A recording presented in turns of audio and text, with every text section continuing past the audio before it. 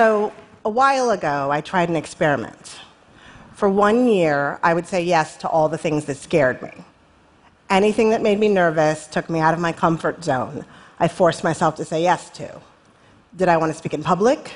No, but yes. Did I want to be on live TV? No, but yes. Did I want to try acting? No, but yes, yes, yes. And a crazy thing happened. The very act of doing the thing that scared me undid the fear, made it not scary. My fear of public speaking, my social anxiety, poof, gone. It's amazing the power of one word. Yes changed my life. Yes changed me. But there was one particular yes that affected my life in the most profound way, in a way I never imagined. And it started with a question from my toddler. I have these 3 amazing daughters, Harper, Beckett, and Emerson. And Emerson's a toddler who inexplicably refers to everyone as honey, as though she's a Southern waitress. Honey, I'm gonna need some milk from my sippy cup. The Southern waitress asked me to play with her one evening when I was on my way somewhere, and I said yes. And that yes was the beginning of a new way of life for my family. I made a vow that from now on, every time one of my children asks me to play, no matter what I'm doing or where I'm going, I say yes, every single time. Almost. I'm not perfect at it, but I try hard to practice it. And it's had a magical effect on me, on my children, on our family. But it's also had a stunning side effect. And it wasn't until recently that I fully understood it, that I understood that saying yes to playing with my children likely saved my career. See, I have what most people would call a dream job.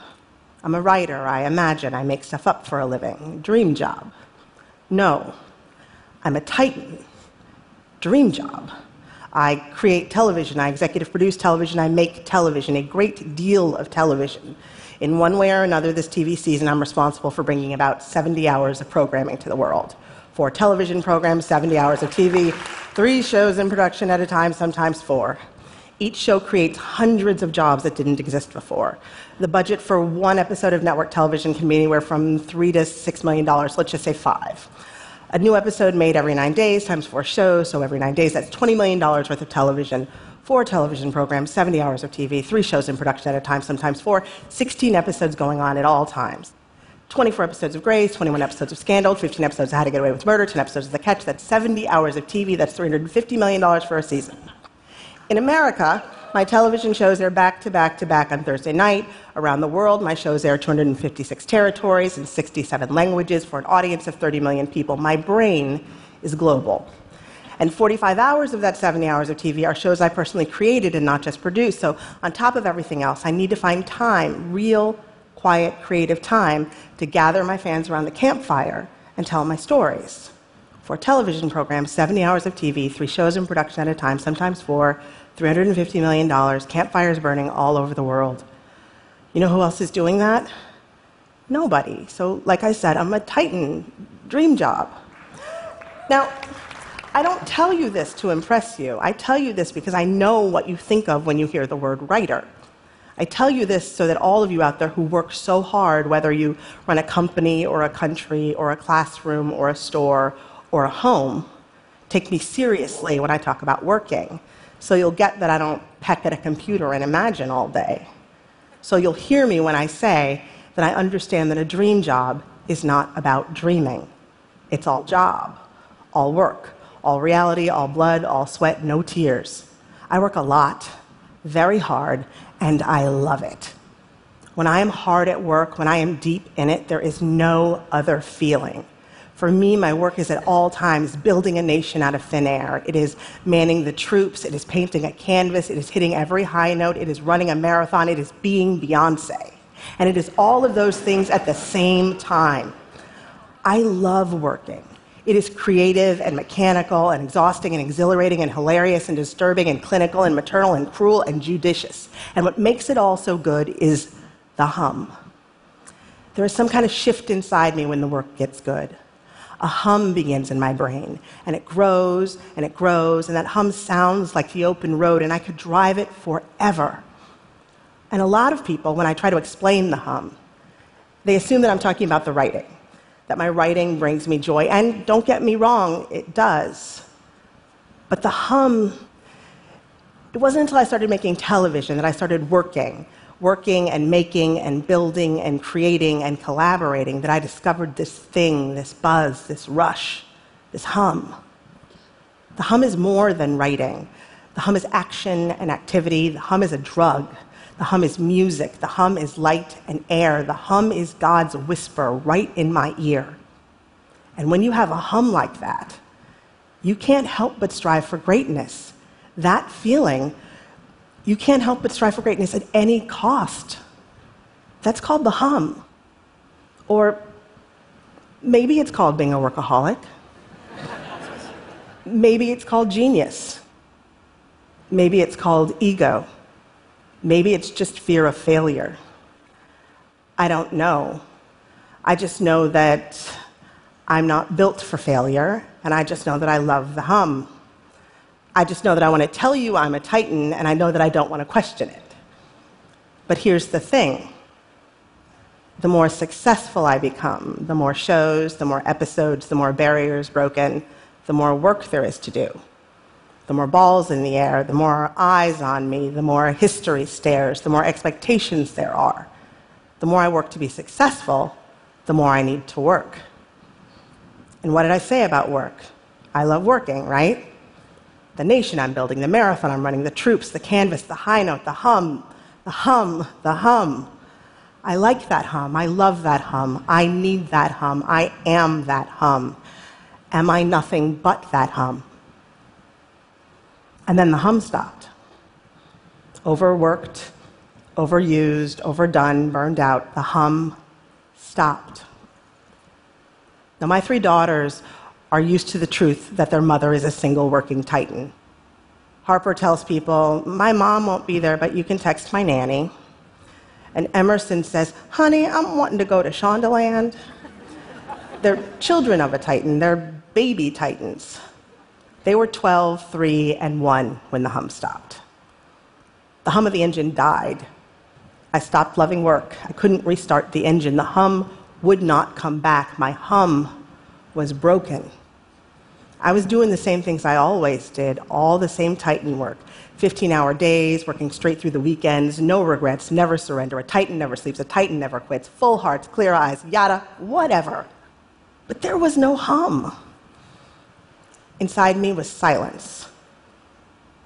4 television programs, 70 hours of TV, 3 shows in production at a time, sometimes 4. 4 television programs, 70 hours of TV, 3 shows in production at a time, sometimes 4. I was the perfect Titan. I was a Titan you could take home to your mother. All the colors were the same, and I was no longer having any fun. And it was my life. It was all I did. I was the hum, and the hum was me. So what do you do when the thing you do, the work you love, starts to taste like dust? Now, I know somebody's out there thinking, cry me a river, stupid writer Titan lady. But you know, you do. If you make, if you work, if you love what you do, being a teacher, being a banker, being a mother, being a painter, being Bill Gates, if you simply love another person, if that gives you the hum, if you know the hum, if you know what the hum feels like, if you have been to the hum, when the hum stops, who are you? What are you? What am I? Am I still a Titan? If the song of my heart ceases to play, can I survive in the silence? And then my Southern waitress toddler asks me a question. I'm on my way out the door. I'm late. And she says, Mama, want to play? And I'm just about to say no when I realize 2 things.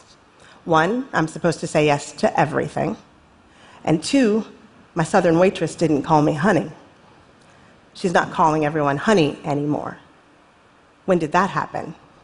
I'm missing it, being a Titan and mourning my hum, and here she is changing right before my eyes. And so she says, Mama, want to play? And I say yes. There's nothing special about it. We play, and we're joined by her sisters, and there's a lot of laughing, and I give a dramatic reading from the book, Everybody Poops. Nothing out of the ordinary. And yet, It is extraordinary because in my pain and my panic, in the homelessness of my humblessness, I have nothing to do but pay attention. I focus. I am still. The nation I'm building, the marathon I'm running, the troops, the canvas, the high note, does not exist. All that exists are sticky fingers and gooey kisses and tiny voices and crayons and that song about letting go of whatever it is that frozen girl needs to let go of. It's all peace and simplicity. The air is so rare in this place for me that I can barely breathe. I can barely believe I'm breathing. Play is the opposite of work. And I am happy. Something in me loosens, a door in my brain swings open, and a rush of energy comes. And it's not instantaneous, but it happens. It does happen. I feel it. A hum creeps back. Not at full volume, barely there. It's quiet, and I have to stay very still to hear it, but it is there. Not the hum, but a hum. And now I feel like I know a very magical secret. Well, let's not get carried away. It's just love. That's all it is. No magic, no secret. It's just love. It's just something we forgot. The hum, the work hum, the hum of the Titan, that's just a replacement. If I have to ask you who I am, if I have to tell you who I am, if I describe myself in terms of shows and hours of television and how globally badass my brain is, I have forgotten what the real hum is. The hum is not power, and the hum is not work specific. The hum is joy specific. The real hum is love specific. The hum is the electricity that comes from being excited by life. The real hum is confidence and peace. The real hum ignores the stare of history and the balls in the air and the expectation and the pressure. The real hum is singular and original. The real hum is God's whisper in my ear, but maybe God was whispering the wrong words because which one of the gods was telling me I was a Titan? It's just love. We could all use a little more love, a lot more love. Anytime my child asks me to play, I will say yes. I make it a firm rule for one reason, to give myself permission to free me from all of my workaholic guilt. It's a law, so I don't have a choice. And I don't have a choice, not if I want to feel the hum. I wish it were that easy, but I'm not good at playing. I don't like it. I'm not interested in doing it the way I am interested in doing work. The truth is incredibly humbling and humiliating to face. I don't like playing. I work all the time because I like working. I like working more than I like being at home. Facing that fact is incredibly difficult to handle. Because what kind of person likes working more than being at home? Well, me. I mean, let's be honest, I call myself a Titan. I've got issues. And one of those issues isn't that I am too relaxed. We run around the yard, up and back and up and back. We have 30-second dance parties. We sing show tunes. We play with balls. I blow bubbles, and they pop them. And I feel stiff and delirious and confused most of the time. I itch for my cell phone always. But it is okay. My tiny humans show me how to live, and the hum of the universe fills me up. I play, and I play until I begin to wonder why we ever stopped playing in the first place. You can do it too. Say yes every time your child asks you to play. Are you thinking maybe that I'm an idiot in diamond shoes? You're right. But you can still do this. You have time. You know why? Because you're not Rihanna and you're not a Muppet. Your child does not think you're that interesting. You only need 15 minutes. My 2- and 4-year-old only ever want to play with me for about 15 minutes or so before they think to themselves they want to do something else. It's an amazing 15 minutes, but it's 15 minutes. If I'm not a ladybug or a piece of candy, I'm invisible after 15 minutes. And my 13-year-old, if I can get a 13-year-old to talk to me for 15 minutes, I'm parent of the year. 15 minutes is all you need. I can totally pull off 15 minutes of uninterrupted time on my worst day. Uninterrupted is the key. No cell phone, no laundry, no anything. You have a busy life, you have to get dinner on the table, you have to force them to bathe, but you can do 15 minutes. My kids are my happy place, they're my world, but it doesn't have to be your kids, the fuel that feeds your hum, the place where life feels more good than not good. It's not about playing with your kids. It's about joy. It's about playing in general. Give yourself the 15 minutes. Find what makes you feel good. Just figure it out and play in that arena. I'm not perfect at it. In fact, I fail as often as I succeed. Seeing friends, reading books, staring into space. Wanna play starts to become shorthand for indulging myself in ways I'd given up on right around the time I got my first TV show, right around the time I became a titan in training, right around the time I started competing with myself for ways unknown. 15 minutes, what could be wrong with giving myself my full attention for 15 minutes? Turns out, nothing. The very act of not working has made it possible for the hum to return, as if the hum's engine could only refuel while I was away. Work doesn't work without play.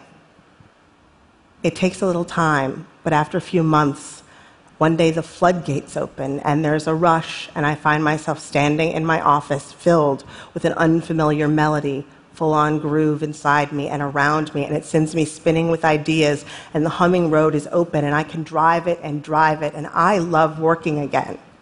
But now, I like that hum, but I don't love that hum. I don't need that hum. I am not that hum. That hum is not me. Not anymore. I am bubbles and sticky fingers and dinners with friends. I am that hum. Life's hum. Love's hum. Work's hum is still a piece of me. It is just no longer all of me. And I am so grateful. And I don't give a crap about being a titan because I've never once seen a titan play Red Rover, Red Rover. I said yes to less work and more play, and somehow I still run my world. My brain is still global. My campfires still burn. The more I play, the happier I am, and the happier my kids are. The more I play, the more I feel like a good mother. The more I play, the freer my mind becomes. The more I play, the better I work. The more I play, the more I feel the hum, the nation I'm building, the marathon I'm running, the troops, the canvas, the high note, the hum, the other hum, the real hum. Life's hum.